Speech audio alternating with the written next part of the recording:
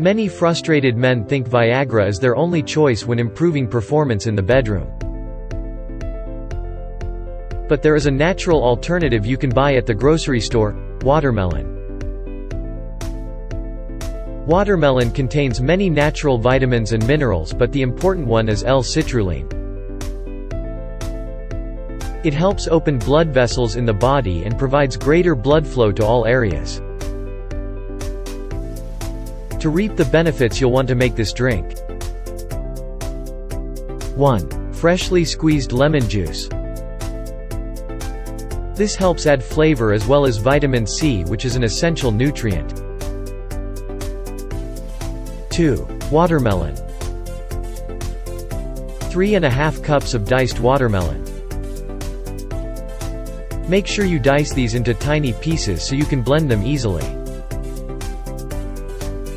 Drink this mixture once a day in the morning before breakfast. You should see a performance increase within 1 week. Alternatively, you can take supplements that contain l-citrulline. But you won't receive all the antioxidants and vitamins the watermelon has. If you have any other tips, let us know in the comments below. Thanks for watching. Don't forget to like, comment, and subscribe.